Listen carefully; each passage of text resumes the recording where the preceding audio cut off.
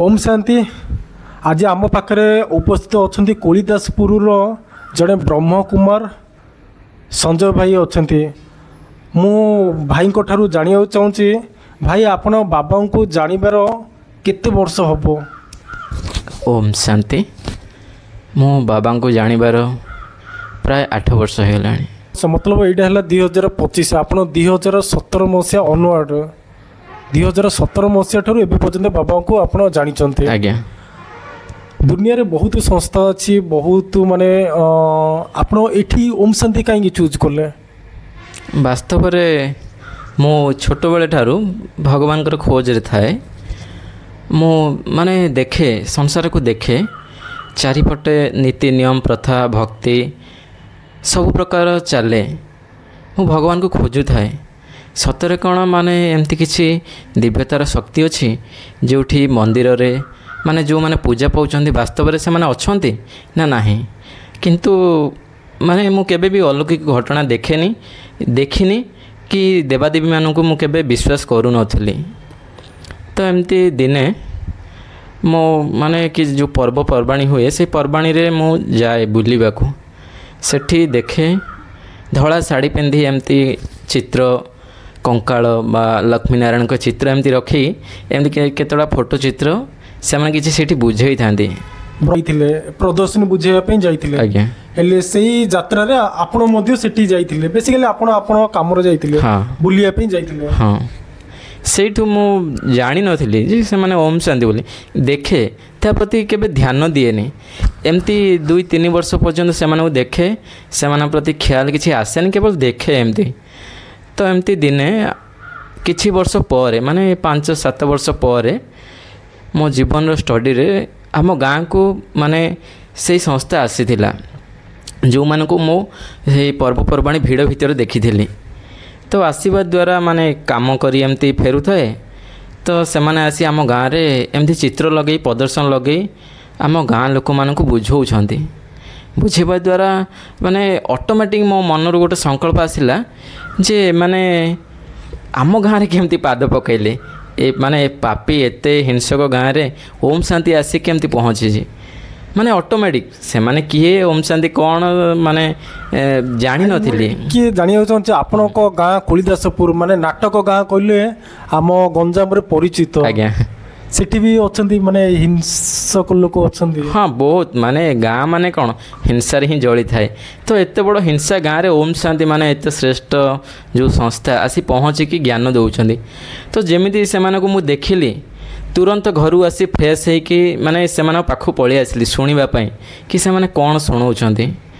तो जेहेतु आसिकी ताकु मु शुणे माने सबकिछि मते नुआ नुआ लागिला कहीं मु छोट बेलू महाभारत रामायण ये सब पौराणिक जिनस मु टीवी रे देखी थाए से प्रति मोर बहुत इंटरेस्ट थाए आ देखिकी मुझे तो किसी शिखी थाए आ मोर किसी मन रही जाए थाए।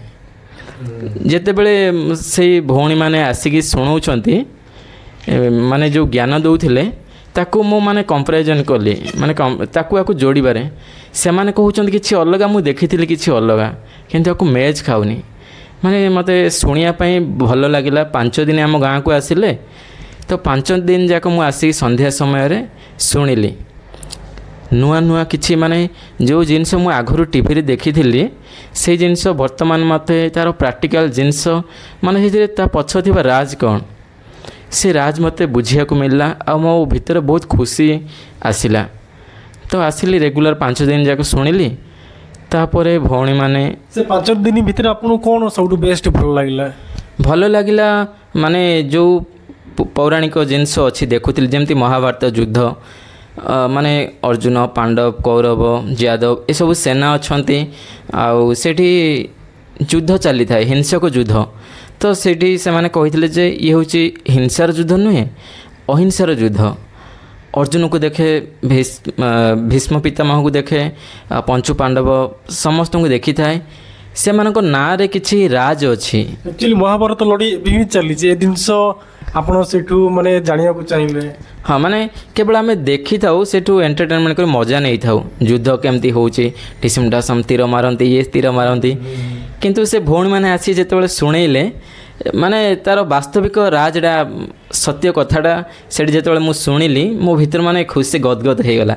ଯେମିତି ଭଉଣୀମାନେ କହିଲେ ଯେ ଅର୍ଜୁନ ଶବ୍ଦର ଅର୍ଥ ହେଉଛି ଜ୍ଞାନକୁ ଅର୍ଜନ କରିବା। ଆଚ୍ଛା, ମାନେ ସେଇଠି ଗୋଟେ ନୂଆ ପଏଣ୍ଟ ମୋତେ ମିଳିଲା। ମାନେ ସବୁ ଜିନିଷ ବହୁତ କିଛି କଥା କହିଲେ ତ ବହୁତ ଟାଇମ୍ ଲାଗିବ। ସେ ଭିତରୁ ମୋତେ ନଶା ଚଢ଼ିଲା, ଭିତରେ ଜିଜ୍ଞାସା ବଢ଼ିଲା, ମାନେ ଜାଣିବାର ଇଚ୍ଛା। ତ ପ୍ରଥମ ଦିନରୁ ଲାଷ୍ଟ ଦିନ ପର୍ଯ୍ୟନ୍ତ ଆସିଲି। ନରସିଂହ ଅବତାର ବିଷୟରେ ବି ଭଉଣୀ ବୁଝେଇଥିଲେ। ଯେମିତି ପ୍ରହ୍ଲାଦ ହିରଣ୍ୟକଶ୍ୟପ, ପ୍ରହ୍ଲାଦ ଯେମିତି ମାନେ ବିଷ୍ଣୁ ଭକ୍ତ ଥିଲେ, ଆଉ ତାଙ୍କ ବାପା ତାଙ୍କୁ ଘୃଣା କରୁଛନ୍ତି ଯେ ମୋର ଜୟ ଜୟକାର କରୁନି, ମୋ ଶତ୍ରୁର ଦେବତାର କାହିଁକି କରୁଛି ଭଗବାନଙ୍କ। ତ ସେଇଠି ମୁଁ ଶୁଣିଥିଲି ମାନେ ଭକ୍ତିର ଫଳ କ'ଣ, ମାନେ ଆମେ ଭଗବାନଙ୍କୁ ଡାକିବା ଦ୍ୱାରା ଭଗବାନ ଆମ ଡାକ ଶୁଣନ୍ତି। ଆଉ ମାନେ ହିରଣ୍ୟକଶ୍ୟପ କିଏ, ପ୍ରହ୍ଲାଦ କିଏ, ଆଉ ଯେଉଁମାନେ କହୁଛନ୍ତି ନରସିଂହ ଅବତାର, ସେ ଜିନିଷ ଉପରେ ଶୁଣିଲି। ମାନେ ତା'ର ପ୍ରାକ୍ଟିକାଲ ଆଧ୍ୟାତ୍ମିକ ରାଜ ସେଇଠି ଭଉଣୀ ବୁଝେଇଥିଲେ। ଶାସ୍ତ୍ର ଆଉ ଓମ୍ ଶାନ୍ତିରେ କହିଥିବା କଥା କିଛି ମ୍ୟାଚ୍ ହେଉଛି, କିନ୍ତୁ ଆମେ ମୋଟାମୋଟି ଚିତ୍ରଯାକୁ ଦେଖିଥାନ୍ତି ଟିଭିରେ, କିନ୍ତୁ ତା ପଛରେ ଥିବା ସୂକ୍ଷ୍ମ ରାଜକୁ ଦୁନିଆରେ ତ ଲୋକ କହୁଛନ୍ତି ମାନେ ଓମ୍ ଶାନ୍ତି ଲୋକମାନେ ଶାସ୍ତ୍ରକୁ ମାନୁନାହାନ୍ତି, ଶାସ୍ତ୍ରର ଜ୍ଞାନ ଗୋଟେ ମାନେ ବେସିକାଲି ଓମ୍ ଶାନ୍ତି ଲୋକମାନେ ଅଶାସ୍ତ୍ରୀୟ। ଆପଣ ଏଇଟା ଫିଲ୍ କରୁଛନ୍ତି? ନାଇଁ, ଏମିତି ସମସ୍ତେ କୁହନ୍ତି, କିନ୍ତୁ ଆ ପଛ ଥିବା ରାଜକୁ କିଏ ବୁଝନ୍ତିନି। ମାନେ ଏଇ ସଂସ୍ଥା ହିଁ ହେଉଛି ମାନେ ଦେବୀ ଦେବତା, ଆଦି ସନାତନ ଦେବୀ ଦେବତା ଧର୍ମ, ହିନ୍ଦୁ ଧର୍ମ। ସେ ସନାତନ ଧର୍ମକୁ ହିଁ ଇଏ ଫଲୋ କରିଥାଏ। ସେଥିପାଇଁ ଆପଣ ଦେଖୁଥିବେ ମାନେ ଓମ୍ ଶାନ୍ତିରେ ସମସ୍ତେ ଆମର ଭଉଣୀମାନେ ଏଠି ଲକ୍ଷ୍ମୀନାରାୟଣଙ୍କର ବେଜ୍ ପିନ୍ଧିଥିବେ। ସିଏ ହିଁ ତ ଆମର ବଡ଼ ପ୍ରୁଫ୍, ମାନେ ଇଏ ସନାତନୀ ହିନ୍ଦୁକୁ ମାନୁଛି ନା ଇଏ ଆଉ କେଉଁଥିର, ଇଏ ବେଜ୍ ହିଁ ଆମର ପ୍ରୁଫ୍ ଦେଇଥାଏ। ତ ଯେତେବେଳେ ଆପଣ ମୁଁ ଯେମିତି କହିଲି ହିରଣ୍ୟକଶ୍ୟପ, ପ୍ରହ୍ଲାଦ ଆଉ ନରସିଂହ ଅବତାର ଯେତେବେଳେ ଭକ୍ତର କଥା ଶୁଣି ଆସିଲେ ରକ୍ଷା କରିବା ପାଇଁ, ନରସିଂହ ଅର୍ଥାତ୍ ନର ଦେହେ ସ୍ୱୟଂ ପରମାତ୍ମା ଅର୍ଥାତ୍ ସିଂହ ଅବତାରରେ ଆସି ମାନେ ଅସୁରଙ୍କୁ ବିନାଶ କରନ୍ତି। ସ୍ୱୟଂ ମାନେ ପରମାତ୍ମା ନର ଦେହରେ ଆସିଥାନ୍ତି। ନର ଦେହରେ ଆସି ସ୍ୱୟଂ ପରମାତ୍ମା ଆସିଥିବା କାରଣ ତାଙ୍କୁ ନରସିଂହ ମାନେ ସ୍ୱୟଂ ପରମାତ୍ମା ଆସିଥିବା କାରଣ ନରସିଂହ ବୋଲି କୁହାଯାଏ। ଏଇ ପଏଣ୍ଟ ଯେତେବେଳେ ମୁଁ ଶୁଣିଲି ମୋ ଭିତରେ ଆହୁରି ମାନେ ଉମଙ୍ଗ ଉତ୍ସାହ ବଢ଼ିବାରେ ଲାଗିଲା। ତାପରେ 5 ଦିନ ମୋର ପୁରା ହେଇଗଲା। ଶୁଣୁଥିବି ଏପଟେ ଯେତେବେଳେ କାମକୁ ଯାଉଥିବି, କାମରେ ମୋର ଚାଲିଥିବ, ଭଉଣୀମାନେ ପଳେଇ ଆସିଥିବେ। କ'ଣ କାମ କରନ୍ତି? ମୋର ରେଗୁଲାର ଷ୍ଟଡି, ମୁଁ କାର୍ପେଣ୍ଟରରେ ବଢ଼େଇ କାମ କରେ। ତ କାମ କରୁଥିବି, ଆଉ ଭକ୍ତିରେ ବି ମୋର ବହୁତ ନଶା ଥିଲା। ଭଗବାନଙ୍କୁ ମାନୁନଥିଲି, କିନ୍ତୁ ସମୟ କାଳ ଅନୁସାରେ ମୁଁ ପୂଜା କରିବାରେ ଲାଗିଲି। ଆଉ ମୋର ଭକ୍ତିରେ ବି ବହୁତ ନିଷ୍ଠା ଥିଲା, ସମ୍ପୂର୍ଣ୍ଣ ମାନେ ନିଜଳ ଯାହାକୁ କୁହାଯାଏ ସେମିତି ମୁଁ ପୁରା ନିଷ୍ଠା ସହିତ କରିଛି ଭଗବାନଙ୍କୁ ଖୋଜିବାରେ। ଆଉ ଯେତେବେଳେ ଓମ୍ ଶାନ୍ତି ଆସି ଆମ ଗାଁ ଶୁଣେଇଛନ୍ତି, ତ ସେଇ ଦୁଇ ଜିନିଷ ଉପରେ ମୁଁ କମ୍ପେୟାର କଲି, ମାନେ ଭକ୍ତିରୁ ଯାହା ଆଗରୁ ଦେଖୁଥିଲି ଆଉ ବର୍ତ୍ତମାନ ସମୟରେ ଯେଉଁଟା ଜ୍ଞାନ ମାର୍ଗ, ହଁ ଜ୍ଞାନ ମାର୍ଗ ଆଉ ଭକ୍ତି ମାର୍ଗରେ ଦୁଇଟାକୁ ମୁଁ ମ୍ୟାଚ୍ କଲି। କିନ୍ତୁ ଏଇ ଜିନିଷରେ ମୋତେ ସବୁ ଜିନିଷ ସତ୍ୟ ଲାଗିଲା। ତାପରେ ଲାଷ୍ଟରେ କହିଲେ ଯେ କି ଆମର ଇଏ କୋର୍ସ ପୁରା ହେଇଗଲା। ମୁଁ ଆମ ଗାଁରେ ହିଁ ସେସବୁ ଶୁଣୁଥିଲି। 5 ଦିନ ଆସି ପୁରା ଶୁଣେଇଲେ। ତାପରେ ଲାଷ୍ଟ ଦିନ କହିଲେ ଯେ ଆମେ ଆପଣମାନଙ୍କୁ ଯୋଗ ଶିଖେଇବୁ। ଯେତେବେଳେ ଆମର ମାନେ 5 ଦିନର କୋର୍ସ ପୁରା ହେଇଗଲା, ତ ଲାଷ୍ଟରେ ଭଉଣୀମାନେ କହିଲେ ଯେ ଆମେ ଆପଣମାନଙ୍କୁ ଯୋଗ ଶିଖେଇବୁ। ମାନେ ଯୋଗ ଶବ୍ଦରେ ମୁଁ ବହୁତ ଆଟ୍ରାକ୍ଟ ଥିଲି, ମାନେ ଏକ୍ସରସାଇଜ ଏସବୁ ଜିନିଷକୁ ମୁଁ ଯୋଗ ବୋଲି ହିଁ ମାନିଥାଏ। କିନ୍ତୁ ସିଏ ଆଉ କେଉଁ ପ୍ରକାର ଯୋଗ ଶିଖେଇବେ ଜାଣିନଥିଲି। ତ ଭଉଣୀମାନେ ତା ପରଦିନ ଆସିବାକୁ କହିଲେ, କାଲିକୁ ଆମେ ଆସି ଆପଣଙ୍କୁ ଯୋଗ ଶିଖେଇବୁ। ମୋ ମନରେ ଖିଆଲ ଥିଲା ଯେ ହଁ ଏମିତି କ'ଣ ଏକ୍ସରସାଇଜ ଶିଖା ହେବ, ମାନେ ଶାରୀରିକ ବ୍ୟାୟାମ ଟାଇପ୍ର। କିନ୍ତୁ ଆସିବା ପରେ ସିଏ ଅଲଗା କିଛି ଯୋଗ ଶିଖେଇଲେ, ଯାହାକୁ ମାନେ କମେଣ୍ଟ୍ରି ବୋଲି କୁହାଯାଏ। ରାଜଯୋଗ ଯାହାକୁ କୁହାଯାଏ, ରାଜଯୋଗ ବୋଲି କୁହାଯାଏ, ଶାନ୍ତି ଭାଷାରେ ଯାହାକୁ ରାଜଯୋଗ ବୋଲି କୁହାଯାଏ। ହଁ, ତ ସେଇ ରାଜଯୋଗ ଆମକୁ ଶିଖେଇଲେ, କମେଣ୍ଟ୍ରି ଯାହାକୁ କୁହାଯାଏ, ଚିନ୍ତନ କିଛି ଆମକୁ ଦେଲେ। ତ ମାନେ ସେଇ ଜିନିଷ ଉପରେ ମୁଁ ମାନେ ଏତେ ନଶାରେ ଥିଲି କି ମୋତେ ବି ଯୋଗ କରିବାର ଅଛି।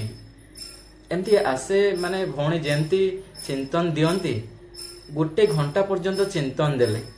ସେ ଚିନ୍ତନରେ ମୁଁ ଏମିତି ହଜିଗଲି, ମାନେ ଗୋଟେ ରାଜଯୋଗରେ ଯେମିତି ଭଉଣୀ ଚିନ୍ତନ ଦେଲେ, କମେଣ୍ଟ୍ରି କରାଇଲେ କି ମୁଁ ଏକ ଆତ୍ମା, ଏ ଭୃକୁଟି ସିଂହାସନରେ ମୁଁ ବସିଛି। ମାନେ ସେ ଯେମିତି ଚିନ୍ତନ ଦିଅନ୍ତି, से चिंतन अनुसार मुझे फेल करे माने प्राक्टिकल रीति जमती देखा जाए मो सामने तो से जमती चिंतन दियंती मो आत्मा भ्रुकुटी मध्य अच्छी मुझे केवल देखा लगी था मत से सब देखा जाए गोटे घंटा केतबेले बीतीगला माने से जमती लाल प्रकाशमय दुनिया से स्वयं परमात्मा अच्छा लाइट प्रकाशमय ज्योति स्वरूप माने से दुनिया को मुझे समय ही देखीदेली जिते बड़े मुझे दुनिया को देखीदेली आ स्वयं परमात्मा एक लाइट प्रकाश स्वरूप आठू शक्तिर किरण आसी मो आत्मा लाइट रे पड़ुछि तार माने गोटे घंटा पर्यंत मते पूरा निरंतर अनुभव हैला एटा आपण फील करथिले ना से माने ब्रह्मा कुमारी भौणी माने कहिथिले आपण विश्वास करछन्ते ना ना विश्वास कथा नुहे मते से समय देखा जाइथिला आपण अनुभव करछन्ते एटा अनुभव माने से गोटे घंटा मु सेठी बसिथिली से गोटे घंटा मते धरा पड़िलानी से जिनसर मु पूरा हजि जाइथिली आउ से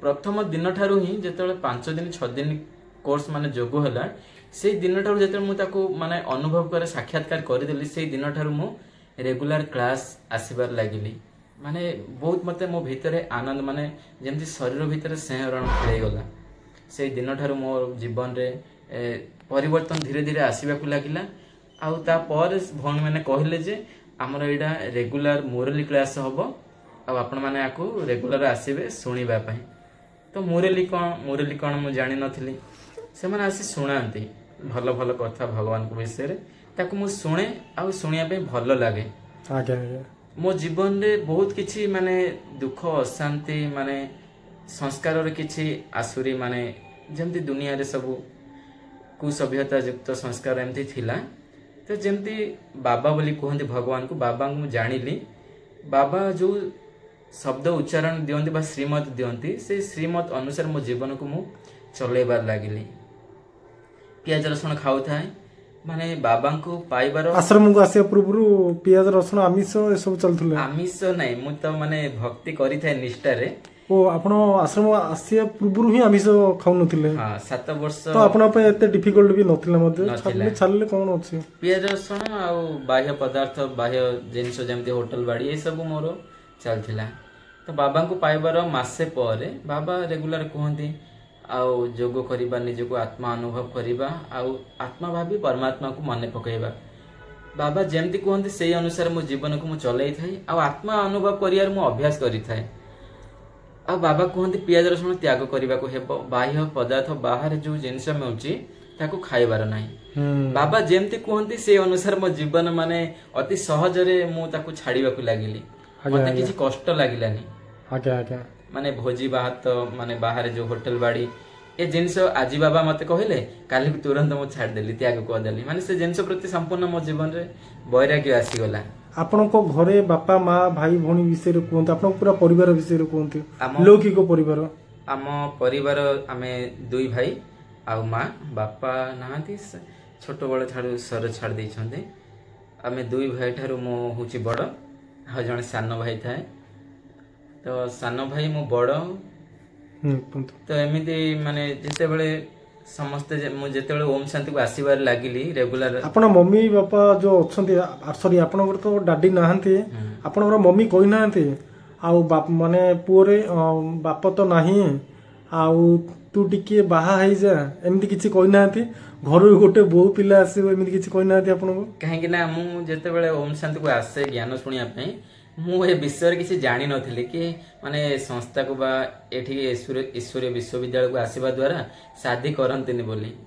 मु आपण जानी नथिले किंतु माने आसीली ज्ञान भलो लागिला आ मेडिटेशन करिया पे भल लागिला मु एई नसार ही आसी छी हेले एठी आसीला परे आपण तो जानिले जे एठी माने बाहार सब रूल्स सब नाही विशेष करी जो माने बैचलर रहउछथि जो माने बाबांकर प्रॉपर पिला रहउछथि ताहले आपन केमति कोन लागि थियो से समय गोटे फील थी हां जते बेले माने ज्ञान रे आसीबार 2-3 मास बीती गला तो अड़ोसी पड़ोसी लोक सब साई माने देखिले ये रेगुलर जाउछन्ती कोठी की ओम शांति जाउछि ବୋଲି समस्त जानि गले जानिला पर समस्त एमती हम पड़िसा घर एमती भाउज हेबे से कहले ओम शांति जाउछो सेठी बाहा हो ना दी हां मु कहली बाहा हो ना दी मु तो विषय किछ जानिनी तो ता पर दिन मु जते बेले जोठी जाए क्लास करिया पई सेठी जणे हमर भाई थांती गोविंद भाई बोली तो मु तांको पचारली कि ओम शांति रे बाहा हो ना दी तो से भाई कहले नाही बाहा हो ना दी ମୁଁ ତାଙ୍କୁ ପଚାରିଲି କ'ଣ ପାଇଁ ବାହା ହେଉନାହାନ୍ତି, କହିଲେ କି ଏଇଟା ହେଉଛି ପବିତ୍ର ଲାଇନ୍ ଆଉ ଇଏ ହେଉଛି ପବିତ୍ର ମାର୍ଗ, ଆଉ ଭଗବାନଙ୍କୁ ପାଇବାକୁ ହେଲେ ପବିତ୍ର ଜୀବନ ଜୀଇବାକୁ ପଡ଼ିବ। ମୁଁ କହିଲି ଆଚ୍ଛା ଆଚ୍ଛା, କିନ୍ତୁ ମୁଁ ଏ ବିଷୟରେ ଜାଣିନଥିଲି। ପବିତ୍ର ଜୀବନ ଜୀଇବ କି ତାଙ୍କେ ମୋତେ ପ୍ରଶ୍ନ କଲେ। ମୁଁ କହିଲି ହଁ ଠିକ୍ ଅଛି, ମୁଁ ପବିତ୍ର ଜୀବନ ଜୀଇବି। କହିଲି ଆକୁ କରିବାକୁ ହେଲେ କ'ଣ କରିବାକୁ ପଡ଼ିବ? କହିଲେ କିଛି ନୁହେଁ, ବ୍ରହ୍ମଚର୍ଯ୍ୟ ବ୍ରତ ପାଳନ କରିବାକୁ ପଡ଼ିବ ଆଉ ଦୈବିକ ଗୁଣ ଧାରଣ କରିବାକୁ ପଡ଼ିବ। ତ ମୁଁ ଆକୁ ଅତି ସହଜରେ ଆକ୍ସେପ୍ଟ କରିନେଲି। କହିଲି ଠିକ୍ ଅଛି, ମୁଁ ଆକୁ କରିବି। ତ ଘରକୁ ଆସିଲା ପରେ ମା ଫୋର୍ସ କଲେ, ଆମର ସମ୍ବନ୍ଧ ସମ୍ପର୍କ ସମସ୍ତେ କହିଲେ କି ଓମ୍ ଶାନ୍ତି ଯାଉଛୁ, ବାହା ହେବୁନୁ। ମୁଁ ସମସ୍ତଙ୍କୁ ନାଇଁ କଲି, ମୁଁ କହିଲି ବାହା ହେବିନି। ଆପଣଙ୍କ ମମି ଦୁଃଖ କଲେନି? କରନ୍ତି କି ଏମିତି ଟିକେ ଟିକେ କରନ୍ତି, ଦୁଃଖ କରନ୍ତି, କହିଲେ ବାହା ହେବୁନୁ, କେମିତି ହେବୁନୁ ଦେଖିବା। ମାଆଙ୍କୁ ଆପଣ ଜ୍ଞାନ ମାର୍ଗକୁ ଆଣିନାହାନ୍ତି? ଓମ୍ ଶାନ୍ତି ଆଶ୍ରମକୁ ନିଜ ମାଆକୁ ଆଣିଛନ୍ତି କେବେ? ମାନେ ଯେତେବେଳେ ଜିନିଷ ମୁଁ ଆସିଲି ଜ୍ଞାନକୁ ଆସିବାର 4 ମାସ ପରେ ମୋତେ ମଧୁବନ ଡାକରା ଆସିଲା, ମଧୁବନ ଯିବାର ସୁଯୋଗ ମିଳିଲା। ତ ସେଇଠି ଭାଇ କହିଲେ ଯେ ଏତେ ଆତ୍ମା ଅଛନ୍ତି ବର୍ଷ ବର୍ଷ ଜ୍ଞାନକୁ ପାଇଲା ପରେ ବି ମଧୁବନ ଯାଇପାରୁନାହାନ୍ତି, କିନ୍ତୁ ତମେ ଏତେ ଭାଗ୍ୟବାନ, ଜ୍ଞାନରେ ଆସିବାର 4 ମାସ ପରେ ହିଁ ତମେ ମଧୁବନ ଚାଲି ଯାଉଛ। ଆଉ ମଧୁବନ ଯିବା ପରେ ସେଠିକାର ବାତାବରଣ, ସେଠିକାର ନିୟମ, ସେଠିକାର ଦିନଚର୍ଯ୍ୟା ଆଉ ସେଠିକାର ଭାଇ ଭଉଣୀ ମାନଙ୍କୁ ଦେଖିବା ଦ୍ୱାରା ମୋ ଭିତରେ ମାନେ ଅଲୌକିକ କିଛି ଉର୍ଜା ଜାଗୃତ ହେଲା, ଯୋଉଟା କି ମୋ ଭିତରେ ଥିବା ମାନେ ଯୋଉ ଶକ୍ତିକୁ ଜାଗୃତ କରେଇଲା। ଆଉ ସେଇଠି ମାନେ ବାବାଙ୍କର ଏମିତି କମେଣ୍ଟ୍ରି ଚାଲିଥାଏ, ଆଉ ମୁଁ ପୁରା ଲାଷ୍ଟରେ ବସିଥାଏ। ମାନେ ମୁଁ ଯାଇଥିଲି ବାହାରକୁ ଦିନେ, ଏମିତି ବାହାରକୁ ଯିବା ଦ୍ୱାରା ମନ ଝିକିଥାଏ ଗାଁ ପଟକୁ, ମାନେ ସେଠି ଦୁଃଖ ଆସିଥାଏ, ଗୋଟେ ନିରାଶା ନିରାଶା ଲାଗିଥାଏ। ଆଉ ଯେତେବେଳେ ମୁଁ ମଧୁବନ ଗଲି, ମାନେ ଏତେ ଦୂର ଯାଇଛି କିନ୍ତୁ ସେଠି ମତେ କିଛି ବି ଫିଲ୍ ନୁହେଁ, ନା ଗାଁ କଥା ମନେ ପଡିଛି, ନା କୌଣସି କର୍ମଧନ୍ଦା, କିଛି ବି ନୁହେଁ, ପୁରା ଆନନ୍ଦରେ ସେ ସମୟଟା ବିତିଲା। ଆଉ ଜଣେ ମାନେ ବୁଢା ଭାଇ, ବୟସ୍କ ଭାଇ ଜଣେ, ସେ କହିଲେ ବାବୁରେ ଆଉ ଜୀବନରେ ଯାହା କିଛି ବି ହେଇଥାଉ କିନ୍ତୁ ବାବା ହାତ କେବେ ଛାଡିବୁନି। ମାନେ ତାଙ୍କର ସେ ବାଣୀଟା ମତେ ଏମିତି ତୀର ମାରିଲା, ମାନେ ମୋ ଭିତରେ ଗୋଟେ କ'ଣ ଗୋଟେ ପରିବର୍ତ୍ତନ ହେଲା ଟାଇପର ସେ ସମୟରେ ଲାଗିଲା। ତ ସେ ବାଣୀଟାକୁ ମୋ ଜୀବନର ଅନୁଭବ ମାନେ ମନେ କଲି, ଆଉ ସେ ବାଣୀ ଆଧାରରେ ମୋ ଜୀବନକୁ ମୁଁ ଚଲେଇଲି। ତାପରେ ଯେତେବେଳେ ମୁଁ ବାବାଙ୍କୁ ଯୋଗ କରେ ମଧୁବନରେ, ତ ସେ ସମୟରେ ମତେ ବ୍ରହ୍ମା ବାବାଙ୍କର, ଶିବ ବାବାଙ୍କର ଦିବ୍ୟ ସାକ୍ଷାତକାର ହେଲା। ଯୋଗ ଟାଇମରେ? ହଁ, ବାବା କମରାରେ ମୋ ଜୀବନରେ ମୁଁ ଯାହା ଚାହିଁଲି ତାହା ମତେ, ମୁଁ ଯେମିତି ସଂକଳ୍ପ କରେ ସେ ଅନୁସାରେ ମତେ ସବୁ ସେ ଜିନିଷ ଦେଖାଯାଏ। ମାନେ ପରମ ଧାମ ମାନେ ଏକଦମ ଲାଇଟ୍ ହିଁ ଲାଇଟ୍ର ଦୁନିଆ, ଲାଲ ପ୍ରକାଶମୟ ଜ୍ୟୋତି ସ୍ୱରୂପ ପରମାତ୍ମା, ଆଉ ତାଙ୍କର ଶକ୍ତିର କିରଣ ଆସି ମୋ ଉପରେ ପଡୁଛି। ମାନେ ପ୍ରାକ୍ଟିକାଲ ଭାବରେ ମତେ ଏସବୁ ଦେଖାଗଲା। ଦେଖା ଯିବା ଦ୍ୱାରା ମୋ ଆଖିରୁ ଅଟୋମେଟିକ ମାନେ ଲୁହ ଆସିଗଲା, ମାନେ ତାକୁ କଣ୍ଟ୍ରୋଲ କରି ହେଲାନି, କେମିତି କ'ଣ ପାଇଁ ଲୁହ ଆସୁଛି। ତାପରେ ମୁଁ ସେଇଠି ସଂକଳ୍ପ କଲି ଯେ ବାବା ମୁଁ ଆପଣଙ୍କୁ ପାଇ ଏତେ ଖୁସି ଅଛି, ଆଉ ମୋ ଜୀବନ ଆପଣ ଏତେ ଦ୍ରୁତ ଗତିରେ ପରିବର୍ତ୍ତନ କରିଦେଲେ। କାହିଁକିନା ଟିକିଏ କଥାରେ ମତେ କ୍ରୋଧ ଆସିଯାଉଥିଲା, କ୍ରୋଧ ଉପରେ ବି ମୁଁ ବିଜୟ ପ୍ରାପ୍ତ କରିନେଲି। ତାପରେ ଯେତେବେଳେ ମୁଁ ଗାଁକୁ ଆସିବାକୁ ଥିଲି, ବାବାଙ୍କୁ ସଂକଳ୍ପ କଲି କି ବାବା ଆଉ ଆମ ଉପର ଘରେ ଗୋଟେ ଆଶ୍ରମ କରିବା, ଆଉ ଆମ ଗାଁ ବାସିନ୍ଦାକୁ ସେଇଠି ଆପଣଙ୍କ ପରିଚୟ ଦିଆଯିବ। ତ ଯେତେବେଳେ ଆମ ଗାଁକୁ ଆସି ବାବାଙ୍କର ଗୋଟେ ଘର ବନାଗଲା, ତ ସେ ଘର ବନାଗଲା, ଆଉ ତାର ଯେତେବେଳେ ଉଦ୍ଘାଟନ ଓପେନିଂ ହେଲା, ତ ସେ ଓପେନିଂରେ ଆମ ଘରକୁ କମ ସେ କମ 100-150 ଭାଇ ଭଉଣୀ ଏମିତି ଆସିଗଲେ। ଆପଣ ଯୋଉ ଆପଣଙ୍କ କୋଳିଦାସପୁର ଗ୍ରାମରେ ଯୋଉ ଆଶ୍ରମଟା ତିଆରି ହେଇଛି ରିସେଣ୍ଟଲି, ସିଏ ନୁହେଁ, ସେଇଟା ନୁହେଁ, ଆମ ନିଜ ଘର ଉପର ଘର ସେଇଟା ଆଶ୍ରମ ହେଇଛି। ଆପଣ ପାଠଶାଳା ମାନେ ଆପଣଙ୍କ ଘର ଉପରେ ହିଁ ଖୋଲିଛନ୍ତି ଗୋଟେ? ତ ସେ ଯେତେବେଳେ ଓପେନିଂ କରାଗଲା, ତ ବହୁତ ଭାଇ ଭଉଣୀ, ବଡ ବଡ ଭାଇ ମାନେ ଆସିଲେ। ସୁବାସ ଭାଇ ଆପଣ ଜାଣିଥିବେ, ସେ ଭାଇଙ୍କ ହସ୍ତ ଦ୍ୱାରା ବା ଭଉଣୀ ମାନଙ୍କ ଦ୍ୱାରା ଓପେନିଂ କରାଗଲା। ତ ସେଇ ଓପେନିଂ ବା ସେଇ ଭିଡ ଯୋଉ ହେଇଥିଲା, ବରିଷ୍ଠ ମାନଙ୍କ ବରିଷ୍ଠ ଭାଇ ଭଉଣୀ ମାନେ ବି ଆସିଥିବେ। ତ ଆମ ମା ବହୁତ ଖୁସି ଥିଲେ ସେ ଟାଇମରେ? ମୁଁ ବହୁତ ଖୁସି। ଆଉ ଆମ ମା ବୋଉ ଯିଏ, ମାନେ ସେମାନଙ୍କୁ ଦେଖି, ଆଉ ତାଙ୍କର ଚଳନୀ, ତାଙ୍କ ବ୍ୟବହାର, ତାଙ୍କ କର୍ମକୁ ଦେଖି ସେ ବହୁତ ଖୁସି ହେଇଗଲେ। ମାନେ ସାରା ଗାଁ ଶାନ୍ତି ଯାତ୍ରା କରାଗଲା, ଷ୍ଟେଜ ପ୍ରୋଗ୍ରାମ ହେଇଥିଲା, ଭୋଜି ଭାତ ଏମିତି ସବୁ ହେଇଥିଲା। ତାପରେ ଘରେ ମାନେ ଯଜ୍ଞ କରାଗଲା, ବେଲୁନ କଟାଗଲା, କେକ୍ କଟାଗଲା, ବେଲୁନ ଫୁଟାଗଲା। ତ ସେ ସବୁ ଦେଖି ତା ହୃଦୟ ତରଳି ଗଲା। ତା ପର ମୁହୂର୍ତ୍ତରେ ଯେତେବେଳେ ଆମର ମାମୁଁ ମାମା ମାନେ ଯୋଉ ସମ୍ପର୍କୀୟ ଆସିଥିଲେ, କହିଲେ ଯେ ଆଉ ଏଇ ଲାଇନରେ ପଳେଇଗଲା ଶାଦି ହବନି। ତ ସେଠି ବୋଉ ଗୋଟେ ଶବ୍ଦ ସେମାନେ କହିଦେଲେ, ତ ଶାଦି ଠାରୁ ଇଏ ବହୁତ ବଡ ହେଇଗଲା। ତ ମାନେ ସେ କଥାଟା ଶୁଣି ମତେ, ଆପଣଙ୍କ ମା ମଧ୍ୟ ଲାଷ୍ଟକୁ ମାନିଲେ ନାଇଁ ମୋ ପୁଅ ଏବେ ଆଉ ମ୍ୟାରେଜ କରିବାର ଆବଶ୍ୟକତା ନାହିଁ, ସିଏ ବହୁତ ଖୁସିରେ ଅଛି। ସେ ସମୟରେ ସିଏ ବହୁତ ଖୁସି ହେଇଗଲା ଯେ ବାହା ହେଇଥିଲେ କେତେ ଜଣ ଏମିତି ମାନେ ଆସିଥାନ୍ତେ, ଇଏ ତ ବାହା ନ ହେଇକି ମଧ୍ୟ ତାଠାରୁ ଆପଣ ମ୍ୟାରେଜ କରିଥିଲେ, ଆପଣ ଆପଣଙ୍କ ସ୍ତ୍ରୀର, ଆପଣଙ୍କ ଛୁଆର, ଆପଣଙ୍କ ମାର ଏତିକି ଲୋକଙ୍କର ସେବା କରିଥାନ୍ତେ। ଆପଣ ମ୍ୟାରେଜ କରୁନାହାନ୍ତି, ବହୁତ ଲୋକ କମ ସେ କମ ଆପଣଙ୍କ ଗାଁରେ ଥିବା ବହୁତ ଲୋକଙ୍କ ପାଇଁ ଆପଣ ଗୋଟେ ନିମିତ୍ତ ହେଇପାରିଲେ, ସେମାନଙ୍କୁ ଖୁସି କରିବା ପାଇଁ ମଧ୍ୟ ନିମିତ୍ତ ହେଲେ। ଆଉ ବହୁ ଜଣଙ୍କର ଆଶୀର୍ବାଦ ମଧ୍ୟ ଆପଣଙ୍କ ପାଖରେ ଅଛି, ବାବାଙ୍କର ଆଶୀର୍ବାଦ ତ ଅଛି ଅଟୋମେଟିକ। ତ ବୋଉ ଯେତେବେଳେ ବହୁତ ଖୁସି ହେଇଗଲେ, ଶାଦିର ଭୂତ ତା ମୁଣ୍ଡରୁ ମାନେ ଓହରିଗଲା। ଆଉ ମାନେ ପରୀକ୍ଷା ତ ବହୁତ ଆସିଛି ଜୀବନରେ, ଆଉ ଅଲୌକିକ ଗୋଟେ ଦୁର୍ଘଟଣା ବି ହେଇଥିଲା। ଆପଣଙ୍କ ଯୋଉ ଭାଇ ଅଛି ମତେ କୁହନ୍ତୁ, ଆପଣଙ୍କ ଭାଇ ବି ଜ୍ଞାନ ମାର୍ଗରେ ଅଛନ୍ତି? ନା, ସେ ଜ୍ଞାନକୁ ସ୍ୱୀକାର କରୁନି, କିନ୍ତୁ ସପୋର୍ଟ କରୁଛି। ସପୋର୍ଟ କରୁଛନ୍ତି।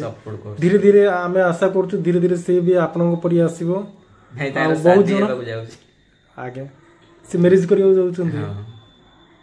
ଦୁଇ ଭାଇ, ଜଣେ ଶାଦି ନିହାତି, କାହିଁକିନା ବୋଉ ବି ଅଛନ୍ତି, ତାଙ୍କୁ ବି ଜଣେ ସହଯୋଗୀ ଦରକାର। ତାପରେ ସିଏ ବି ମାନେ ଜାଣିବା ଦରକାର, ମାନେ ଜ୍ଞାନକୁ ବାଧ୍ୟ ତ କାହାକୁ ମାନେ ଅଣା ଯାଇ ପାରିବନି ବାଧ୍ୟତାମୂଳକ ଭାବରେ। ତ ବାବାଙ୍କର ଇଏ କମାଲ ହେଇଯିବ। ତ ଜୀବନର ତ ଆଉ ଗୋଟେ ଅଲୌକିକ ଘଟଣା ବି ଥିଲା, ମାନେ ଜୀବନ ପରୀକ୍ଷାରେ ଏମିତି ବାଇକରେ ଯାଉଥିଲି, ମାନେ ୟୁଟର୍ନ କରିବା ପୂର୍ବରୁ ମାନେ ପଛକୁ ଦେଖିଥିଲି କିଛି ନଥିଲା, ହଠାତ୍ ଗୋଟେ କାର ଆସି ମତେ ବାଡେଇ ଦେଲା। ମାନେ ଗୋଟେ ସେକେଣ୍ଡରେ ମାନେ ଏଇ ଘଟଣାଟା ଘଟିଗଲା। ଯେମିତି ଗୋଟେ କାର ଆସି ମତେ ପିଟିଛି, ମୋ ବାଇକ ପୁରା ଘିରିରେ ବୁଲୁଛି, ମୁଁ ଆସିକିରି ଗୋଟେ ଜାଗାରେ ପଡିଛି। ଆପଣଙ୍କୁ ବହୁତ ମାଡ ହେଇଥିବ, ମାନେ କ୍ଷତ ବିକ୍ଷତ ହେଇଥିବ। ଯେତେବେଳେ ମୁଁ ଆଖି ଖୋଲିଲି ତ ମାନେ ବାବାଙ୍କ ଘର ସାମ୍ନାରେ ହିଁ ପଡିଛି। ବାବାଙ୍କ ଆଶ୍ରମ ଆଗରେ ପଡିଛନ୍ତି? ଆଶ୍ରମ ଆଗରେ ହିଁ ପଡିଛି। ମୁଁ ଭାବିଲି ମୋର କିଛି ହେଇଗଲା, ବା ସେଇଠି ଖେଳ ସରିଲା। ତ ଯେମିତି ଆଖି ଖୋଲିଛି ସେଇଠି ବାବା ଘର। ତ ସେ ଗାଡି ମୋର ଘିରି ବୁଲୁଛି, କାର ଆସି ସାଇଡରେ ପୁରା ଘୋଷାଡି ହେଇଯାଇକିରି ସ୍କ୍ରାଚ ହେଇଗଲା। ତ ଯେତେବେଳେ ଆଖି ଖୋଲିଛି ସେଠିକାର ବହୁତ ଭାଇ ଭଉଣୀ ସବୁ ଜମା ହେଇଗଲେ। କୋଉଠି ଏଇ ଯୋଉ ଘଟଣାଟା କୋଉଠି ହେଇଥିଲା? ଏଇଟା ଆମର ଗୋକନପୁରରେ ହେଇଥିଲା। ଗୋକନପୁର ଆଶ୍ରମ, ସେ ସାମ୍ନାରେ, ଆଶ୍ରମ ସାମ୍ନାରେ ହିଁ ହେଇଥିଲା।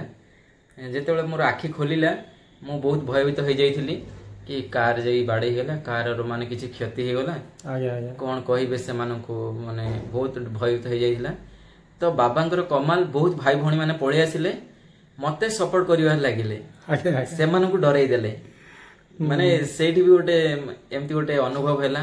ସେଠି ଆପଣଙ୍କୁ ମାଡ ହେଇନଥିଲା? ମାଡ କିଛି ବି ନୁହେଁ, କେବଳ ମାନେ ଗାଡି ବାଇକରେ ବି ବହୁତ କ୍ଷତି ହେଇଥିବ? ବାଇକ ବି କ୍ଷତି ନାହିଁ, କେବଳ ମିରର ଟା ମାନେ ଝୁଲିଗଲା, ଆଉ କ୍ଷତି କିଛି ହେଇନି। ମୋର ବି କିଛି କ୍ଷତି ନାହିଁ, କେବଳ ମାନେ ଗୋଡର ଆଙ୍ଗୁଠିକୁ ଟିକେ ଚୋଟ ଆସିଥିଲା, ମାନେ ବିଶେଷ ନୁହେଁ, ଯେମିତି ଅକଳ ହେଇଗଲେ ଯେମିତି ହୁଏ, କେବଳ ବୁଢା ଆଙ୍ଗୁଠିଟା। ମାନେ କିଛି ହେଇନି କହିଲେ କିଛି ବି ହେଇନି। ଏତିକିରେ ତ ବହୁତ କିଛି ହେଇଯିବାର ଅଛି। ବହୁତ କିଛି ଏତିକି ଦୁର୍ଘଟଣାରେ ଜଣ ଜଣର ଗୋଡ ହାତ ଖଣ୍ଡିଆ ଖାବରା ହେଇଯାଉଛି, କାହାର ହାତ କଟି ଯାଉଛି, କାହାର ଗୋଡ କଟି ଯାଉଛି। ଇଏ ମୋ ଜୀବନର ଅଲୌକିକ। ମାନେ ଏଥିପାଇଁ ଆପଣ ଭାବୁଛନ୍ତି ଯେ ବାବାଙ୍କର ଏଇଟା କମାଲ, ମୋର କିଛି ନାହିଁ। ହୁଏତ ସେଦିନ ଆପଣ ମରିଯାଇ ବି ଥାନ୍ତେ, କିନ୍ତୁ ମରୁ ମରୁ ଆପଣ ବଞ୍ଚିଲେ ବାବାଙ୍କ ଯୋଗୁଁ। ସେଇ ଦିନ ଠାରୁ ବାବାଙ୍କର ନୂଆ ଜୀବନ ଗୋଟେ ଦେଲେ। ତ ନୂଆ ଜୀବନ ଦେବା ପରେ ମୁଁ ଆହୁରି ଟିକେ ମୋର ସଂକଳ୍ପ ଦୃଢ ହେଇଗଲା କି ଜୀବନ ବାବାଙ୍କର, ଶ୍ୱାସ ବି ବାବାଙ୍କର, ସବୁକିଛି ବାବାଙ୍କର। ଅନ୍ତଃଶ୍ୱାସ ଥିଲା ପର୍ଯ୍ୟନ୍ତ ମୁଁ ବାବାଙ୍କର ହିଁ ବନି ରହିବି, ଆଉ ବିଶ୍ୱର କଲ୍ୟାଣ କରିବି। ଆଉ ହେଲେ ଭାଇ, ଆପଣ ଅନ୍ୟମାନଙ୍କୁ କଣ ପ୍ରେରଣା ଦେବାକୁ ଚାହୁଁଛନ୍ତି? ବେସିକାଲି ମୁଁ ଚାହିଁବି ଯେ ଆପଣ ଗ୍ରାମ ଲୋକମାନଙ୍କୁ କଣ ପ୍ରେରଣା ଦେବାକୁ ଚାହୁଁଛନ୍ତି? ପ୍ରେରଣା ମୁଁ ଏହା ଦେବାକୁ ଚାହେଁ, ମୁଁ ଯେତେବେଳେ ଭଗବାନଙ୍କୁ ପାଇଗଲି, ଭକ୍ତି ତ ଥିଲା ନିଷ୍ଠା, ଭକ୍ତିର ଫଳ ମତେ ଭଗବାନ ମିଳିଗଲେ। ମାନେ ବାସ୍ତବରେ ଯେମିତି ବାପା ପୁତ୍ରର ମାନେ ଏତେ ଅତୁଟ ସ୍ନେହ ମୋ ଭିତରେ ବଢିଗଲା, ଭଗବାନଙ୍କ ପ୍ରତି ସମ୍ପୂର୍ଣ୍ଣ ନିଶ୍ଚୟ ମୋ ଭିତରେ ପଳେଇ ଆସିଲା ଯେ ସାରା ସଂସାର ଯାହାକୁ ଖୋଜୁଛି, ଆଉ ଯାହାଙ୍କ ପଛରେ ସାରା ସଂସାର ପଡିଛି, ସିଏ ମତେ ମିଳିଗଲେ। ତ ମିଳିଯାଇଛନ୍ତି ଯଦି ମୋ ଜୀବନର ପ୍ରତ୍ୟେକ ମୁହୂର୍ତ୍ତ ମୁଁ ଆନନ୍ଦରେ ରହୁଛି। ତ ମୁଁ ଏହା ଅନ୍ୟମାନଙ୍କୁ ବି ପରମାତ୍ମାଙ୍କର ପରିଚୟ ଦେବାକୁ ଚାହେଁ ଯେ ଭଗବାନଙ୍କୁ ସମସ୍ତେ ପାଇବା ଦରକାର, ଆଉ ମୋ ଭଳି ପରିବର୍ତ୍ତନ ସମସ୍ତଙ୍କ ଜୀବନରେ ଆସିବା ଦରକାର। ତ ଏମିତି ଯେମିତି ରାବଣ କୁହନ୍ତି ସୀତାକୁ ହରଣ କରିଥିଲେ, ବା ଗୋଟେ ନାରୀ ଉପରେ ଦୃଷ୍ଟି ପକାଉଥିଲେ, ତ तो कलिजुगी गोटे मनीष गोटे रावण किंतु अनेक नारी उपर दृष्टि पकई थाए।